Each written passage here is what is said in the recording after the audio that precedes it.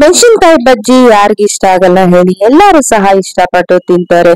ಆದ್ರೆ ನಾವು ಒಂದೇ ರೀತಿಯಾಗಿ ಮಾಡುವಂತಹ ಮೆಣಸಿನಕಾಯಿ ಬಜ್ಜಿಯನ್ನ ಬಿಟ್ಟು ಒಮ್ಮೆ ಈ ರೀತಿಯಾಗಿ ದಾವಣಗೆರೆ ಮಿರ್ಚಿ ಬಜ್ಜಿಯನ್ನ ಟ್ರೈ ಮಾಡಿ ನೋಡಿ. ಖಂಡಿತವಾಗಿ ಕ್ರಿಸ್ಪಿಯಾಗಿ ಸಾಫ್ಟ್ ಆಗಿ ತುಂಬಾನೇ ಚೆನ್ನಾಗಿರುತ್ತೆ. ನೋಡ್ಲಿಕ್ಕೆ ಎಷ್ಟು ಚೆನ್ನಾಗಿದೆಯೋ ತಿನ್ಲಿಕ್ಕೆ ಅಷ್ಟೇ ರುಚಿಯಾಗಿರುತ್ತೆ. ಇದನ್ನ ಕೆಲವೊಂದು ಟ್ರಿಕ್ಸ್ ಮತ್ತು ಟಿಪ್ಸ್ ಅನ್ನ ಯೂಸ್ ಮಾಡ್ಕೊಂಡು ಮಾಡ್ಬೇಕಾಗುತ್ತೆ. ಬನ್ನಿ ನೋಡೋಣ ಯಾವ ರೀತಿಯಾಗಿ ಮಾಡ್ಬೇಕು ಅಂತ. ಎಲ್ಲೂ ಸಹ ವಿಡಿಯೋನ ಸ್ಕಿಪ್ ಮಾಡಬೇಡಿ, ಪೂರ್ತಿಯಾಗಿ ನೋಡಿ. ಮನೆಯಲ್ಲೆಲ್ಲ ಮತ್ತೆ ಮತ್ತೆ ಕೇಳ್ತಾರೆ, ಅಷ್ಟು ರುಚಿ ಇರುತ್ತೆ. ಮೊದಲಿಗೆ ನಾನು ಒಂದು ಬೌಲ್ ನಲ್ಲಿ ಕಡಲೆ ಹಿಟ್ಟನ್ನ ಆಡ್ ಮಾಡ್ಕೊಳ್ತಾ ಇದ್ದೀನಿ. ನಾನಿಲ್ಲಿ 1 ಕಪ್ ಅಷ್ಟು ಕಡಲೆ ಹಿಟ್ಟನ್ನ ಹಾಕೊಳ್ತಾ ಇದ್ದೀನಿ. ನೀವು ಇನ್ನು ಜಾಸ್ತಿ ಕ್ವಾಂಟಿಟಿಯಲ್ಲಿ ಮಾಡ್ತೀರಂದ್ರೆ ಜಾಸ್ತಿ ಕ್ವಾಂಟಿಟಿಯಲ್ಲಿ ಹಾಕೋಬಹುದು. ನಂತರ ಇದಕ್ಕೆ ಸೀಕ್ರೆಟ್ ಟಿಪ್ ಏನಪ್ಪಾ ಅಂದ್ರೆ 2 ಸ್ಪೂನ್ ಅಷ್ಟು ಹುರಿಗಡಲೆ ಪೌಡರ್ ಅನ್ನ ಹಾಕೊಳ್ತಾ ಇದ್ದೀನಿ.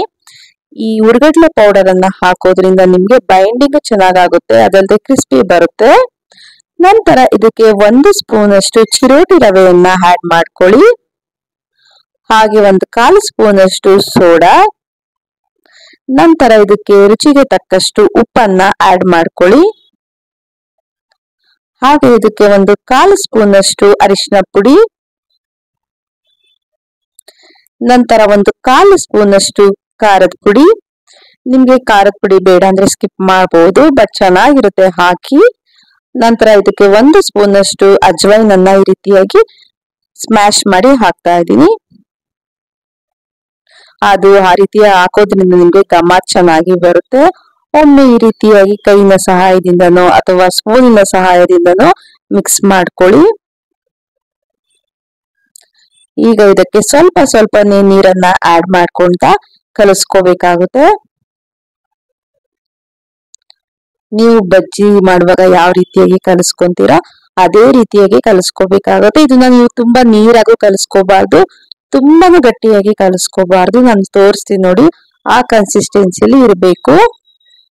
ಹಾಗಾಗಿ ನೀರನ್ನ ಒಮ್ಮೆನೆ ಹಾಕ್ಬೇಡಿ, ನೋಡ್ಕೊಳ್ತಾ ಸ್ವಲ್ಪ ಸ್ವಲ್ಪನೇ ಹಾಕೊಂತ ಕಲಿಸ್ಕೋಬೇಕಾಗುತ್ತೆ. ನೋಡಿ, ಈ ರೀತಿಯಾಗಿ ಕನ್ಸಿಸ್ಟೆನ್ಸಿ ಇರಬೇಕು. ಒಮ್ಮೆ ನಾನು ತೋರಿಸ್ತಿರುವಂತ ರೀತಿಯಲ್ಲಿ ಮಿಕ್ಸ್ ಮಾಡ್ಕೊಳ್ಳಿ. ನೋಡಿದ್ರಲ್ಲ, ಈ ರೀತಿಯಾಗಿ ಕನ್ಸಿಸ್ಟೆನ್ಸಿ ಇರಬೇಕು. ಈಗ ನಾನು ಈ ರೀತಿಯಾಗಿ ಮೆಣಸಿನಕಾಯಿನ ತಗೊಂಡಿದ್ದೀನಿ, ಚಿಕ್ಕ ಮೆಣಸಿನಕಾಯಿನ. ಅದರಲ್ಲಿ 1 ಸ್ಪೂನ್ ಅಷ್ಟು ಜೀರಿಗೆ ಪುಡಿ ಹಾಗೂ ರುಚಿಗೆ ತಕ್ಕಷ್ಟು ಉಪ್ಪು, ಅಂದ್ರೆ 1/2 ಸ್ಪೂನ್ ಅಷ್ಟು ಉಪ್ಪನ್ನ ಹಾಕಿ ಎರಡನ್ನ ಮಿಕ್ಸ್ ಮಾಡ್ಕೊಳ್ತಾ ಇದ್ದೀನಿ.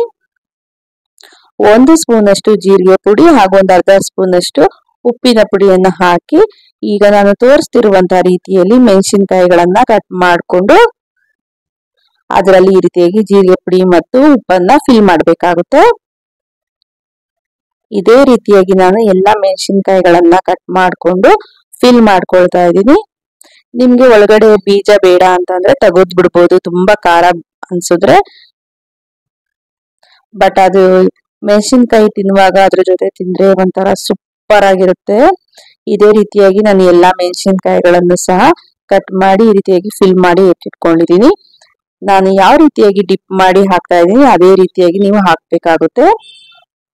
ಒಂದ್ ಸೈಡ್ ಮೆಣಸಿನಕಾಯಿಯನ್ನ ಹಾಗೆ ಬಿಡಬೇಕು, ಮತ್ತೊಂದ್ ಕಡೆ ಮೆಣಸಿನಕಾಯಿಗೆ ಪೂರ್ತಿಯಾಗಿ ಫಿಲ್ ಮಾಡಿರ್ಬೇಕಾಗುತ್ತೆ ಹಿಟ್ಟನ್ನ.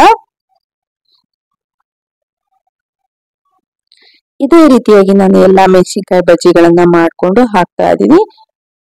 2 ಸೈಡ್ ಸಹ ಚೆನ್ನಾಗಿ ಫ್ರೈ ಮಾಡಿ ತೆಗೆದ್ಬಿಟ್ಟು ಮತ್ತೊಂದ್ ಸರಿ ಹಾಕ್ತಾ ಇದ್ದೀನಿ ಮೆಣಸಿನಕಾಯಿ ಬಜ್ಜಿಗಳನ್ನ. ಇದನ್ನು ಸಹ ಅದೇ ರೀತಿಯಾಗಿನೇ ಹಾಕ್ಬೇಕಾಗುತ್ತೆ. ನೋಡಿ, ಈ ರೀತಿಯಾಗಿ ಸ್ವಲ್ಪ ಮೆಣಸಿನಕಾಯನ್ನ ಫಿಲ್ ಮಾಡದೆ ಹಾಗೆ ಬಿಡಬೇಕಾಗುತ್ತೆ. ಆಗ ನಿಮ್ಗೆ ಚೆನ್ನಾಗಿ ಫ್ರೈ ಆಗುತ್ತೆ, ಮತ್ತೆ ತಿನ್ಲಿಕ್ಕೂ ಸಹ ಅಷ್ಟೇ ಕ್ರಿಸ್ಪಿಯಾಗಿ ಅಷ್ಟೇ ಟೇಸ್ಟಿಯಾಗಿ ಬರುತ್ತೆ. ಈ ರೀತಿಯಾಗಿ 2 ಸೈಡ್ ಚೆನ್ನಾಗಿ ಫ್ರೈ ಮಾಡ್ಕೊಳ್ಳಿ. ನೋಡಿ, ಕಲರ್ ಸಹ ಎಷ್ಟು ಚೆನ್ನಾಗಿದೆ ಮತ್ತೆ ಎಷ್ಟು ಚೆನ್ನಾಗಿ ಬಂದಿದೆ ಅಂತ ಮೆಣಸಿನಕಾಯಿ ಬಜ್ಜಿಗಳು. ಸೇಮ್ ನಿಮ್ಗೆ ದಾವಣಗೆರೆ ಮಿರ್ಚಿ ಬಜ್ಜಿ ಹೀಗಿರುತ್ತಲ್ಲ ಅದೇ ರೀತಿಯಾಗಿ ಟೇಸ್ಟ್ ಬರುತ್ತೆ ಇದು. ಒಮ್ಮೆ ಈ ಟಿಪ್ಸ್ ಅನ್ನ ಫಾಲೋ ಮಾಡಿ 2 ಸ್ಪೂನು ಕಡಲೆ ಪುಡಿ ಹಾಗೂ 1 ಸ್ಪೂನು ರವೆಯನ್ನ ಹಾಕಿ ನೀವು ಎಷ್ಟು ಕ್ವಾಂಟಿಟಿಯನ್ನ ತಗೊಂತೀರೋ ಅಷ್ಟು ನೋಡ್ಕೊಂಡು ಹಾಕಿ, ತುಂಬಾ ಜಾಸ್ತಿನೂ ಹಾಕ್ಬೇಡಿ. ಈಗ ನೋಡ್ತಾ ಇರ್ಬೋದು, ಬಿಸಿ ಬಿಸಿ ದಾವಣಗೆರೆ ಮಿರ್ಚಿ ಬಜ್ಜಿ ರೆಡಿ ಆಗಿದೆ. ನೋಡ್ತಾ ಇದ್ರೆ ಬಾಯಲ್ಲಿ ನೀರು ಬರ್ತಾ ಇದೆ, ಅಷ್ಟು ರುಚಿಯಾಗಿತ್ತು, ಅಷ್ಟು ನೋಡ್ಲಿಕ್ಕೂ ಚೆನ್ನಾಗಿತ್ತು.